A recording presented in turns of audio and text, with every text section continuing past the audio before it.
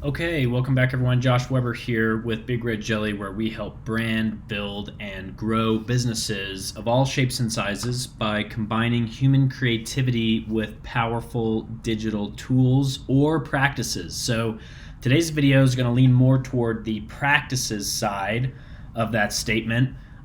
Seeing as we are nearing the end of the year, it is a pretty popular time for everyone to either personally and on a business level kind of reflect on how the year went. Hopefully, a lot of people are doing this. How did 2021 go? What were the goals? Did we achieve those goals? And what a lot of people do, of course, is set new goals for the next year. And we know that those are usually met with mixed results. So, something that I want to share is a process that we've started to implement at Big Red Jelly that I've already noticed is having a very significant positive impact on our team. So it's how we set goals on a personal level and on a team level, but it's a little bit more nuanced than kind of the typical, hey, Bob, employee number one, what's your goal for next year? And let's write it down somewhere and then forget about it, right? So let me kind of walk through what we do at Big Red Jelly, and maybe you can map this across to your own organization or even on a personal level.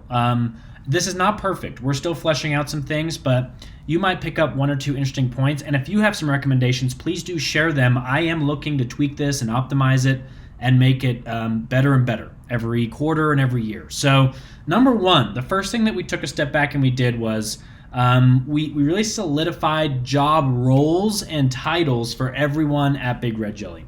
That sounds obvious, but I'll tell you what, I challenge you, if you're listening to this, to go to your team members, your employees, your organization, whatever, and just simply sit them down and say, hey, Bob, what is your job title? And you might be surprised at mixed results that you get. And then the second question is, what is your role, right? How do you know if you're successful, right? What is your area of responsibility? So start with very high level, super simple. What is your job title? And if you get an ambiguous response there, that's the first thing that needs to be resolved. And I was getting ambiguous responses. So number one, I challenge you to meet with each of your team members and ask them, what is your job title? Number two, what is your role, or what is your area of responsibility? Once you get those two things down, then you can set your KPIs, right? Popular term, buzzword, key performance indicator, right? Might be a little verbose, but they are the metrics by which you measure your success. I'll use a simple example. If you are a runner and you are trying to run the mile as fast as possible, then your KPI is going to be time, right? That is the metric that you're measuring, right? I'll use a specific example here at Big Red Jelly. We have what are called build strategists. There are web designers. They help build websites and online solutions for our clients. They help our clients do better business online, ultimately. One of their KPIs is projects completed, or build projects completed per month, right? Notice also that window, right? So that's one of the key performance indicators. Well, how many build projects am I completing in December? Now, if we just left it there, you could see why that could cause some issues, because then people might just start to really plug and chug and just charge ahead and do 30 build projects in 1 month. And what's probably going to happen? Well, it's inevitable. The quality is going to decline, right? And it's not showing the full picture. So we need other KPIs to keep that essentially in check, right? You need to bring balance to these KPIs. So I'll continue forward with our specific example of a build strategist. We have number of build projects completed is a KPI. The next KPI is, well, what level of builds are these, right? So at Big Red Jelly, we have various levels of builds depending on their complexity. Startup, Standard, Pro, Advanced, and Advanced Plus. So if I meet with Bob, let's use a real example. If I meet with Zach, right, who's our build director, and 1 month, he completed 20 builds, and then the next month was only 5 builds, then the obvious question is going to be, well, what's the reason for such a sharp decline? But maybe the month prior was all startup builds, and then the following month is all advanced plus builds, right? There's more nuance here, right? So you have to keep those in check. So you can kind of map this across maybe to your own employees or organization, right? It's not just widgets created, but what level of widgets, are they complex, et cetera, et cetera. Now, if we just left it there, it's still not enough, at least for us, right? So the next KPI for a build strategist is, after projects completed, level of project, right? That's a type. What type of project are you completing, or level?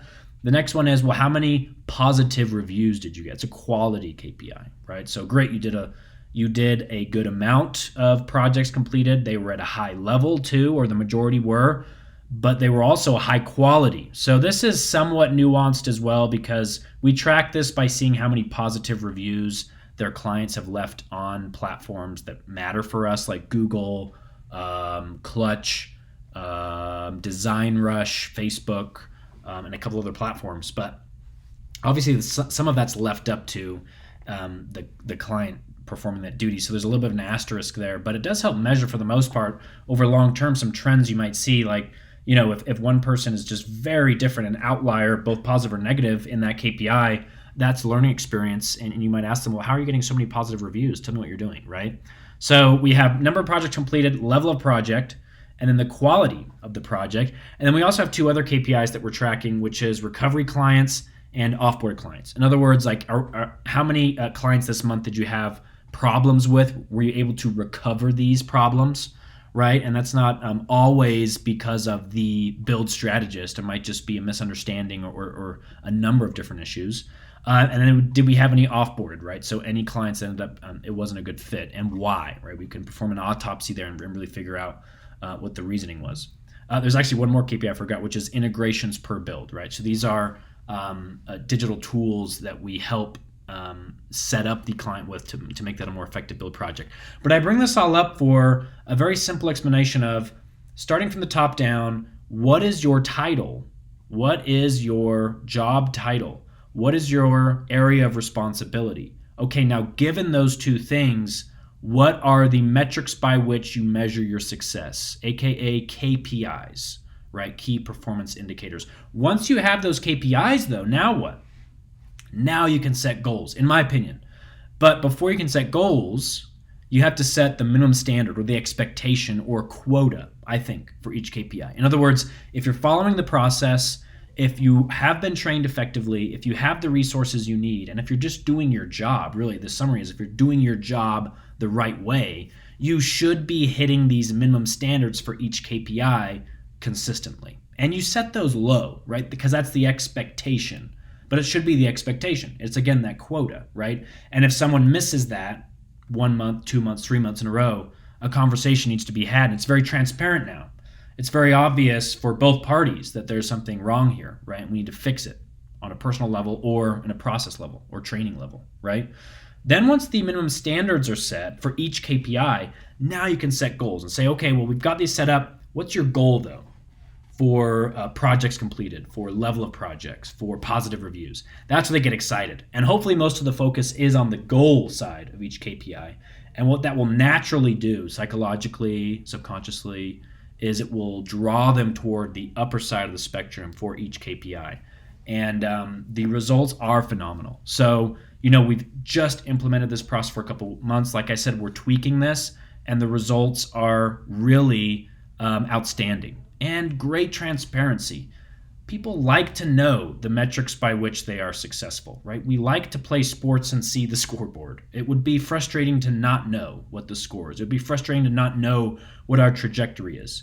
It's frustrating when there's ambiguity and confusion. So clarify the confusion and make it positive. And that makes the goals much more effective, but keep them consistent, I must say. I made the mistake before of constantly changing the KPIs or letting them set goals for other KPIs. That can be confusing, and it's hard to see progress over time. Like I said, if you're trying to run the mile faster, but now you're running the mile, you're running the 200, the 400, the 5K, that's good. You will get faster at running, but really in terms of your job specifically, your job title and your area of responsibility, we don't know if you're heading in the right direction. So what do you think about that? Are there any processes that you go through toward the end of the year or to start a new year to help your team set goals and expectations? Let me know what you think. Comment below and tune in next time. Thank you.